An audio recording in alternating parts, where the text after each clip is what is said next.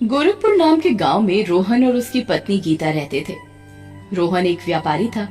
वो अपने काम के सिलसिले में गांव से बाहर जाया करता था।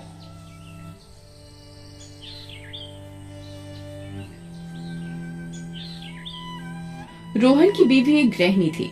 वो अपने घर का काम किया करती और अपने खाली समय में सुंदर सुंदर पेंटिंग्स बनाया करती और उसे बाजार में बेच दिया करती। गीता की बनाई हुई पेंटिंग्स इतनी सुंदर और मनमोहक होती थी कि उसे लोग उसके मनचाहे दाम पर खरीदा करते। एक दिन गीता अपने घर के बाहर पेड़ के नीचे एक औरत का चित्र बना रही होती है। गीता इस बात से बिल्कुल अनजान थी कि उस पेड़ पर एक चुड़ैल रहती है। गीता चित्र बना ही रही होती है, तभी वो चुड़ैल भी छुपकर उसकी पेंटिंग देखने लगती है। अरे क्या सुंदर पेंटिंग बनाई है इस औरत ने।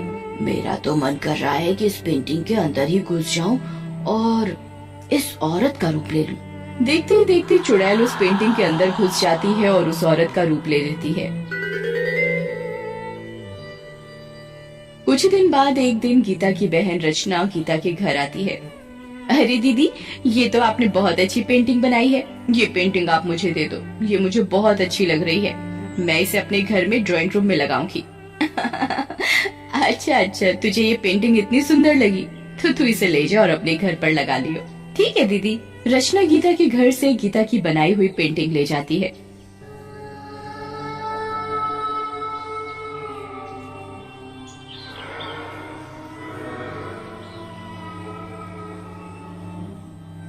रचना इस बात से बिल्कुल अनजान होती है कि उस पेंटिंग में एक चुड़ैल है और वो चुड़ैल उसी के साथ उसके घर आ गई है।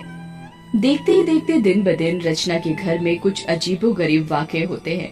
कभी रचना के ड्राइंग रूम में सोफा कवर सिमटा हुआ मिलता तो कभी मेज ही अपनी जगह पर नहीं होती।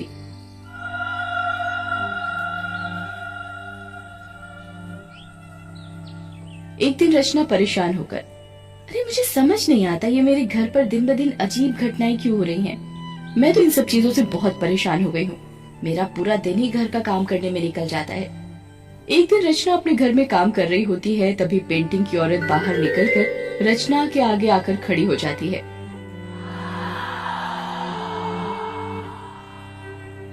अरे ये क्या हो रहा है? ये पेंटिंग की औरत पेंटिंग से बाहर निकलकर कैसे आ गई? रचना उस औरत को देख अपने पति को बुलाने ही लगती है कि तभी वो चुड़ैल गायब हो जाती है। अरे पेंटिंग वाली औरत पेंटिंग के बाहर निकलकर खड़ी हो गई। कोई देखो ये क्या हो रहा है। रचना की आवाज सुनकर उसका पति उसकी तरफ दौड़ता है। अरे क्या हुआ रचना, तुम इतनी घबराई हुई क्यों हो? सब ठीक तो है ना? रचना पसीने में लथपथ अपने पति को सारी बात बताती है। रचना की बात सुनकर उसका पति उसकी बात पर हंसने लगता है और उसकी बात पर यकीन नहीं करता। अरे क्या रचना, तुम्हें मैं ही मिला था पागल बनाने को। पहली बात तो ये भूत चुड़ैल कुछ नहीं होते, ये सब तो मन का वहम है। अरे नहीं जी, मैं सच बोल रही हूँ। आप मेरी बात पर यकीन करो। क्या मिलेगा मुझे झूठ बोलकर? चलो मुझे दिखा के लाओ, कहाँ है वो पेंटिंग वाली औरत? रचना अपने पति को ड्राइंग रूम की तरफ ले जाती है, पर वहाँ कुछ नहीं होता। बताओ कहाँ है पेंटिंग वाली औरत? पेंटिंग तो दीवार पर अच्छी खासी टंगी हुई है, ये तुम्हारे मन का वहम है। रचना औरत को वहाँ ना देख और ज्यादा घबरा जाती है। अरे इधर ही थी जी वो औरत, मैं आपको झूठ क्यों बोलूंगी? आप मेरी बात का यकीन करो। रचना, मुझे लगता है तुम्हें आराम की जरूरत है, तुम्हें थोड़ी देर सो जाना चाहिए। रचना अपने पति की बात मानकर सोने जाती है, तभी उसे महसूस होता है कि उसके पीछे कोई खड़ा है।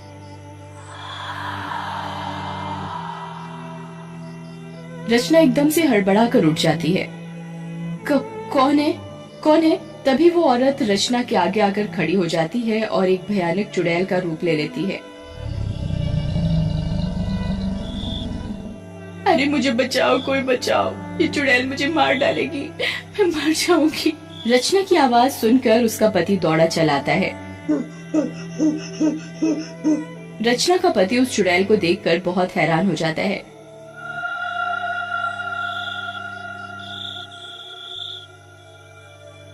चुड़ैल ने अपने दोनों हाथों से उसकी बीवी रचना का गला जकड़ा होता है।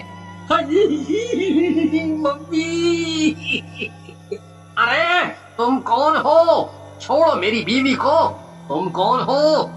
छोड़ो छोड़ो, क्या करने आई हो तुम मेरे घर? तेरी बीवी का खून पीने आई हूँ मैं। आज मैं तेरी बीवी को मार कर ही दम लूंगी। रचना का पति भागकर अपने पड़ोसियों के पास जाता है। अब कोई नहीं बचेगा भाई। अरे मेरी बीवी को कोई बचा लो। कोई मेरी बीवी को बचा लो। रचना को कोई बचा लो। क्या हुआ रचना को? अरे एक भयानक चुड़ैल ने पकड़ लिया है। उसने उसका गला जकड़ा हुआ है। वो कह रही है कि वो रचना को मार कर ही दब लेगी। रचना के पड़ोसी भागकर रचना के घर में जाते हैं। वो उधर जाकर देखते हैं कि रचना तो बिल्कुल ठीक ठाक हालत में चुपचाप सो रही है। अरे वो चुड़ैल कहाँ गई? इधर ही तो थी वो चुड़ैल। वो मेरी बीवी का गला दबा रही थी। रचना के पड़ोसी वहाँ रचना को ठीक देखकर रचना के पति पर गुस्सा करने लगते हैं। तुम्हें हम ही मिले थे बेफालतू पागल बनाने के लिए। तुम्हें कोई हिसाब भी है कि तुमने कितनी बुरी तरह से हमें डरा दिया था? अरे मैं सच कह रहा हूँ, तुम मेरी बात का यकीन करो। रचना के पड़ोसी उसके पति की एक बात नहीं सुनते और उसे सुनाकर अपने अपने घर चले जाते हैं। देखते ही देखते कुछ देर में रात होने लगती है और रचना भी अपनी नींद से जाग उठती है। रचना और उसका पति दोनों मिलकर खाना खाते हैं और फिर से सोने की तैयारी करने लगते हैं। रचना अपने कमरे की लाइट बंद ही करती है, तभी वो डरावनी चुड़ैल उसके आगे आकर खड़ी हो जाती है और उसका गला बहुत जोर से जकड़ लेती है। अरे मुझे छोड़ो, मेरा गला छोड़ो, मैं मर जाऊंगी। रचना का पति भी अपना पूरा जोर लगाकर अपनी बीवी को चुड़ैल से छुड़ाने की कोशिश करता है।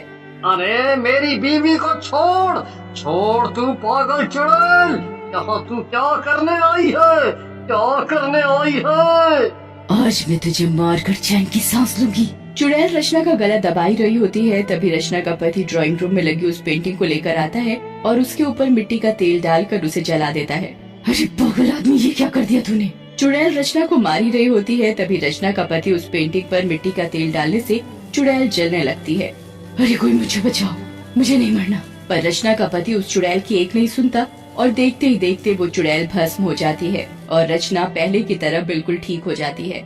रचना का पति रचना को ठीक हालत में देख बहुत खुश होता है और वो दोनों चुड़ैल के मरने के बाद अपनी जिंदगी खुशी खुशी बिताते हैं।